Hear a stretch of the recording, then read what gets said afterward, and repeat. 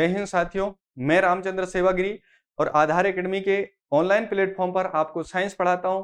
साथियों, आज का टॉपिक है अपना कौन सा? ऊतक। तो साथियों, आओ शुरुआत करते हैं और पढ़ते हैं हम ऊतक। साथियों, ऊतक को जानने से पहले समझिए कि ऊतक शब्द का प्रयोग सबसे पहले किसने किया। तो साथियों, ऊतक शब्द का जो प्रयोग किया तो सबसे पहले किसने किया? मेयर ने किया। किसने? साथियों, शब्द प्रयोग किसने किया सबसे पहले? तो ऊतक शब्द का जो प्रयोग किया तो शब्द प्रयोग करने वाला व्यक्ति था कौन सा? मेयर। इतनी बात कंप्लीट रहेगी साथियों। तो ऊतक शब्द का प्रयोग सबसे पहले किसने किया? मेयर ने। ऊतकों के अध्ययन के विज्ञान को क्या कहा जाता है साथियों? तो ऊतकों के अध्ययन के विज्ञान को हिस्टोलॉजी कहा जाता है। क्या कहा जाता है साथियों? हिस्टोलॉजी। इतनी बात कंप्लीट रहेगी। ऊतक विज्ञान का जनक किसे माना जाता है? तो साथियों, मार्सेली मेलपिगी को। किसको माना जाता है साथियों? मार्सेली मेलपिगी। इतनी बात कंप्लीट रहेगी। तो साथियों, मार्सेली मेलपिगी को ऊतक विज्ञान का जनक कहा जाता है। साथियों, इसी क्रम में यदि आपसे पूछा जाए कि सबसे पहले कौन से संघ के जीवों में ऊतकों का निर्माण हुआ, साथियों किस फाइलम में, किस संघ में ऊतकों का निर्माण हुआ, तो साथियों सबसे पहले फाइलम जो कौन था, पहला फाइलम था वो था सिलेंट्रेटा। तो सिलेंट्रेटा संघ के किसमें साथियों?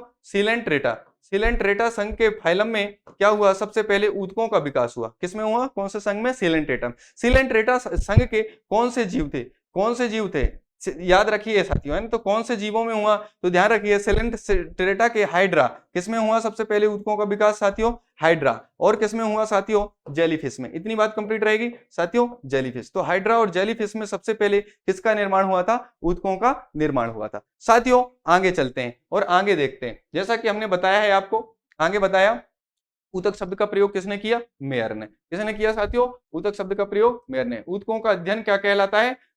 हिस्टोलॉजी कहलाता है। क्या कहलाता है साथियों? ऊतकों का अध्ययन हिस्टोलॉजी कहलाता है। ऊतक विज्ञान का जनक मार्सेली।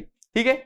और ऊतक कहते किसे हैं? तो ग्रुप्स ऑफ सेल। ध्यान रखिए साथियों, है ना, कोशिकाओं के समूह, एक समान कोशिकाओं के, एक जैसे कार्य करने वाली कोशिकाओं के, या फिर है ना उन कोशिकाओं का समूह जिनकी उत्पत्ति एक जैसी कोशिकाओं से हुई है, अर्थात ग्रुप्स ऑफ सेल्स को अपन क्या कहते हैं? टिश्यू कहते हैं। इतनी बात कंप्लीट है साथियों।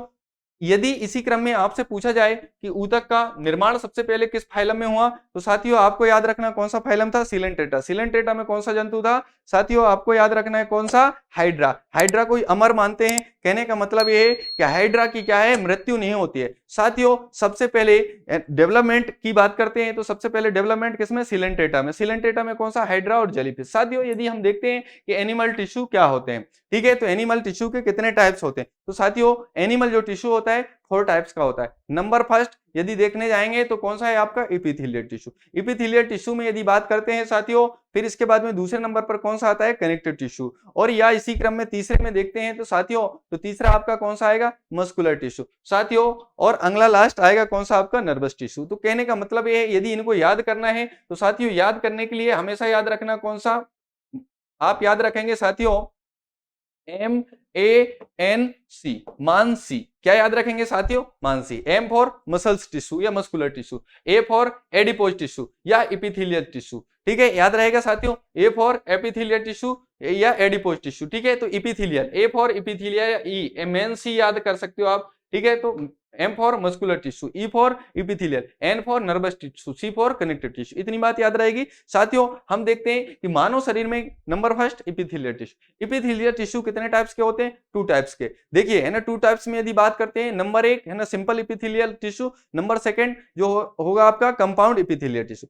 साथियों, यदि आपसे पूछ लिया जाए कि सिंपल एपिथेलियल टिश्यू कैसा होगा, तो वो सिंगल लेयर होगा। यदि बात करते हैं साथियों कि कंपाउंड एपिथेलियल टिश्यू कैसा होगा, तो मल्टी लेयर होगा। जो मल्टी लेयर होगा आपका कंपाउंड एपिथेलियल टिश्यू, या स्किन का निर्माण करेगा। यदि सिंगल लेयर जो एपिथेलियल टिश्यू होगा, जो सिंपल वाला होगा, तो वो कैविटी का निर्माण करेगा, गुहिकाओं का निर्माण करेगा। इतनी बात कंप्लीट है साथियों। उसी पर यदि इसके प्रकारों की बात करते हैं, सामान्यतः इसके स्ट्रक्चर के बेसिस पर बात करते हैं, तो सबसे पहले क्या होता है? पतला या चपटा होता है, इक्विमस टिश्यू के नाम से जाना जाता है। वहीं पर दूसरा कौन सा होगा? क्यूबाइडल। क्यूबाइडल मतलब क्या? घन के आकार का होगा, घनाकार टिश्यू होगा, और यह केवल किसमें पाया जाएगा? ग्रंथियों में पाया जाएगा। अगला होगा कौन सा साथियों? एक कोल्यूमिनर होगा, और यह स्किन का निर्माण करेगा। अगला टिश्यू सिलेटेड और स्ट्रेटिफाइड टिश्यू होंगे। वहीं पर यदि अगले टिश्यू की तरफ देखते हैं साथियों, तो कौन सा होगा? Connective tissue. कनेक्टिव टिश्यू की बात करते हैं तो साथियों कितने प्रकार का? नंबर फर्स्ट एरियोलर, नंबर दूसरा जो लूज वाले पोर्शन होंगे, समझिए, है ना, जो लूज वाले पोर्शन होंगे वहां पर कौन सा होगा? आपका एरियोलर।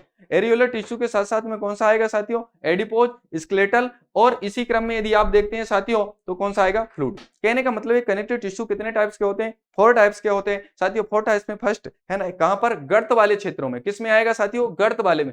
या फिर आप समझ सकते हैं कि जो जोड़ने का काम करेंगे, ठीक है ना साथियों, जोड़ने का। यदि हम बात करते हैं कि एरियोलर टिश्यू कितने टाइप्स के, 2 टाइप्स के। नंबर फर्स्ट टेंडन, दूसरा लिगामेंट। यदि टेंडन की बात करते हैं तो ये बोन को किससे कनेक्ट करता है साथियों, बोन को मसल से कनेक्ट करता है। यदि लिगामेंट्स की बात करेंगे साथियों तो बोन को ये किससे कनेक्ट करता है, बोन को कनेक्ट करता है। इतनी बात कंप्लीट है। यदि साथियों आपसे पूछ लिया जाए मसल्स को, है ना, मसल से कौन कनेक्ट करता है, तो ध्यान रखिए साथियों एडिपोज। कौन सा टिश्यू है ये, एडिपोज। किसको कनेक्ट करता है, मसल्स को, मसल से कनेक्ट करने का काम करता है साथियों। यदि स्केलेटल की बात करते हैं तो ये स्केलेटल है ना, पहला कौन सा आपका, एरियोलर, दूसरा एडिपोज। एडिपोज क्या करता है, मसल्स को मसल से कनेक्ट करता है साथियों। यदि इसी क्रम में स्केलेटल की बात करते हैं, स्केलेटल टिश्यू को भी हम 2 भागों में बांटते हैं। Number first bone. यदि आपसे क्वेश्चन पूछा जाए ह्यूमन बॉडी में कितनी बोन्स होती हैं टोटल, तो 206। यदि एडल्ट की बात करेंगे तो किसमें, वयस्क में, टोटल मनुष्य के वयस्क की यदि बात करते हैं तो वयस्क अवस्था में कितनी होगी हड्डियों की संख्या, तो टोटल बोन्स कितने होंगे आपके, 206। यदि आपसे पूछ लिया जाए कि शिशु में, है ना, बच्चों में कितनी होगी, शिशु में, न्यूबॉर्न बेबी की यदि बात की जाए, शिशु की बात की जाए तो इसमें कितनी होगी, 300।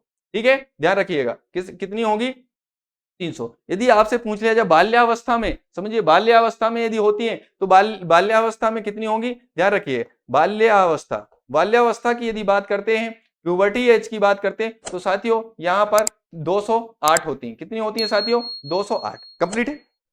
और ये किससे मिलकर के बनी होती है, तो ध्यान रखिए साथियों ये ओस्टियोसाइट्स कोशिकाओं से मिलकर के बनी होती हैं। ओस्टियोक्लास्ट कोशिकाओं से मिलकर के किसका निर्माण होता है, बोन का।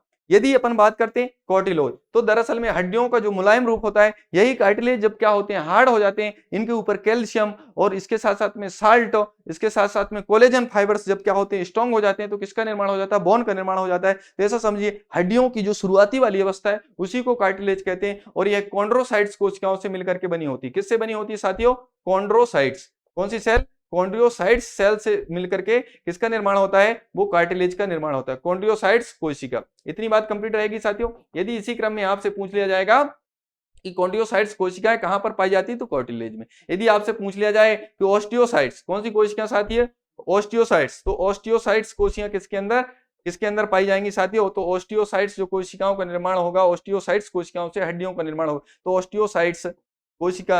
ऑस्टियोसाइट्स कोशिकाएं जो होती हैं किसके अंदर होती हैं, बोन के अंदर होती हैं। इतनी बात कंप्लीट है साथियों। यदि आपसे पूछा जाए कि फ्लूइड, अगला टिश्यू कौन सा, fluid connective tissue, skeletal connective tissue, adipose connective tissue, areolar connective tissue. यदि फ्लूइड कनेक्टिव टिश्यू पूछा जाए तो 2 ही भाग आएंगे, कौन सा, ब्लड और अगला लिम्फ।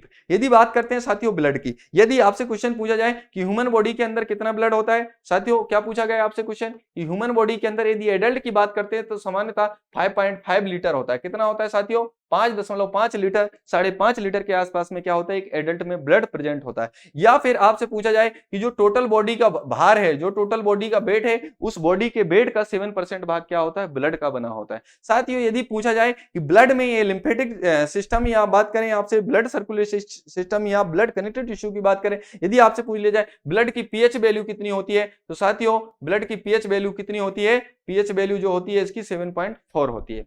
यदि साथियों बात की जाए ये ब्लड जो कनेक्टिव टिश्यू होता है, तो ब्लड कौन कौन से मटेरियल से मिलकर के बना होता है, तो साथियों आपको याद रखना है कि ब्लड जो है, तो साथियों ब्लड किससे मिलकर के बना है, तो ब्लड जो बनता है साथियों, तो यह ब्लड जो है आपका किससे मिलकर के बनता है, तो साथियों यहां पर मैं मिटा देता हूं, ठीक है साथियों। तो ब्लड किससे मिलकर के बनता है, ध्यान रखना है आपको, है ना। यदि वहीं पर आपसे क्या की जाए कि ब्लड का पूछा जाए कि ब्लड किससे मिलकर के बना है, तो ब्लड मिलकर के बना होता है किससे मिलकर के बना होता है साथियों, ध्यान रखिएगा। नंबर 1 आरबीसी, नंबर फर्स्ट क्या है, आरबीसीएस। नंबर सेकंड डब्ल्यूबीसी, कौन सा साथियों, डब्ल्यूबीसी। इसके साथ साथ में कौन सा, प्लाज्मा, किससे मिलकर के बना साथियों, प्लाज्मा। इसके साथ साथ में प्लेटलेट्स, किससे मिलकर के बना है साथियों, प्लेटलेट्स।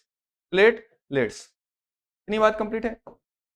यदि क्या हो साथियों आपके ब्लड में से प्लेटलेट्स घट जाएं, प्लेटलेट्स किस कंडीशंस में घट सकते हैं, बीमारी की कंडीशंस में, और वो बीमारी का नाम क्या है, डेंगू। तो जब मानव शरीर में क्या हो जाए, डेंगू नामक बीमारी हो जाए, जो कि एक मच्छर के काटने से होती है, ठीक है ना। तो ध्यान रखिए मच्छर के काटने, कौन से, डेंगू मच्छर के काटने से कौन सी बीमारी होती है, आपकी प्लेटलेट्स घटने लगती है, जिसे हम डेंगू बीमारी बोलते हैं। ठीक है, तो मच्छर के काटने से कौन सी, डेंगू। इतनी बात कंप्लीट रहेगी। तो वहीं पर मच्छर के काटने से मलेरिया भी होती है, लेकिन प्लाज्मोडियम जो बाइवेक्स होता है, प्लाज्मोडियम जो लार्वा होता है वो काटता है, लेकिन वहीं पर मच्छर की दूसरी वेरायटी है कौन सी, आपकी डेंगू बीमारी को जो फैलाती है। इतनी बात कंप्लीट रहेगी। तो प्लेटलेट्स क्या हो जाती है, कम हो जाती है। वहीं पर आपसे पूछ लिया जाए कि दूसरा भाग क्या होगा, प्लाज्मा का, तीसरा भाग क्या होगा आपका, डब्ल्यूबीसी का, वहीं पर पूछा जाए आरबीसी। यदि अपन बात करते हैं साथियों कि आरबीसी का निर्माण कहां पर होगा, तो यहां पर कहां पर होगा, तो साथियों बोन मैरो में। तो यहाँ आरबीसी की जो उत्पत्ति होती है तो कहां पर होती है, बोन मैरो में या अस्थि मज्जा में। किसमें होती है साथियों, अस्थि मज्जा में। यदि आपसे क्वेश्चन पूछ लिया जाए साथियों कि आरबीसी का कब्रिस्तान किसे कहते हैं, आरबी सबसे पहले खत्म कहां पर होगी, तो आरबीसी का जो कब्रिस्तान कहा जाता है, प्लीहा को कहा जाता है या स्प्लीन को, किसको कहा जाता है साथियों, स्प्लीन या प्लीहा। हिंदी में क्या बोलते हैं साथियों, इसको प्लीहा कहा जाता है। कंप्लीट है। तो आरबीसी के यदि जीवन काल की पूछ ली जाए बात आपसे कि इसका लाइफ पीरियड कितने दिन का होता है, तो 120 दिन का होता है। कंप्लीट है साथियों। ये तो बात आरबीसी के बोन मैरो में प्रोडक्शन की बात तब की करते हैं जब क्या है कि व्यक्ति आपका प्यूबर्टी एज में या एडल्ट में या बुढ़ापे की स्थिति में।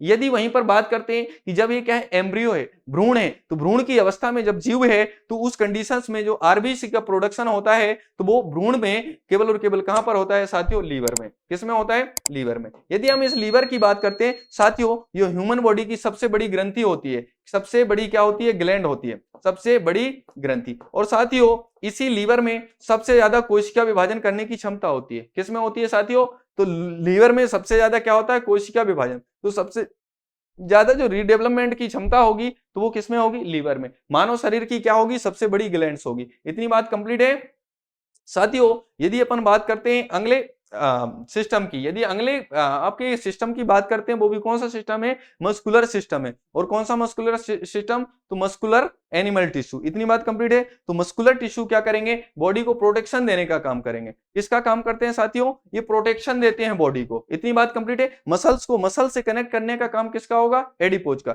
इतनी बात कंप्लीट है साथियों। वहीं पर हम नर्वस टिश्यू की बात करते हैं तो साथियों नर्वस टिश्यू जो होगा तो कहां पर प्रेजेंट होगा, तो साथियों नर्वस टिश्यू कहां पर, ब्रेन में। और ब्रेन में आपको जैसा कि याद है कि 2 टाइप्स की सेल होती हैं। नंबर फर्स्ट कौन सी, न्यूरॉन सेल। नंबर सेकंड कौन सी होगी साथियों, गैलियल सेल। तो आपको याद है कि न्यूरॉन सेल्स का जो ग्रुप बनता है और इसमें क्या होता है कि सेंट्रोसोम अब्सेंट होता है। इस कारण से न्यूरॉन सेल में क्या नहीं होता है, डिवीजन, सेल डिवीजन बिल्कुल नहीं होता। और जब सेल डिवीजन नहीं होता तो याद रखिए साथियों कि न्यूरॉन सेल्स में क्या सेल डिवीजन ना होने के कारण यहां पर क्या नहीं होता, कैंसर की संभावनाएं कतई नहीं हो सकती हैं। ध्यान रखिएगा। तो ब्रेन कैंसर क्या है, न्यूरॉन सेल में नहीं होता है। जो 10% की मात्रा में कौन सी, गैलियल सेल पाई जाती है साथियों। गैलियल सेल में सेंट्रोसोम प्रेजेंट होता है और गैलियल सेल में सेंट्रोसोम प्रेजेंट होता है। इस कारण से सेल डिवीजन गैलियल सेल में होता है और गैलियल सेल ही तो वही होती है जिसमें ब्रेन ट्यूमर हो जाता है। इतनी बात कंप्लीट है साथियों। साथियों इसी क्रम में इसका काम क्या होता है, तो जो भी बॉडी के अंदर इंफॉर्मेशन है साथियों, तीन इंफॉर्मेशन का एक्सचेंज करने का या ट्रांसपोर्टेशन करने का काम किसका होता है, नर्वस टिश्यू का होता है।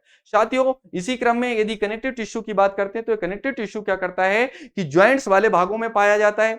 ठीक है, कहां पर पाया जाता है साथियों, ज्वाइंट्स वाले भागों में पाया जाता है। जैसे अपन क्या करते हैं कि यदि इसकी बात को समझते हैं तो यह क्या करता है कि जोड़ने का काम करता है। ध्यान रखिएगा। ब्लड भी एक प्रकार का क्या होता है, कनेक्टिव टिश्यू होता है। बोन भी की बात करते हैं तो बोन भी क्या होगा साथियों, बोन में भी आपकी लिगामेंट या टेंडन की बात करते हैं तो ये भी क्या होंगे, पार्ट होंगे किसके, आपके कनेक्टिव टिश्यू के। याद रहेगा साथियों।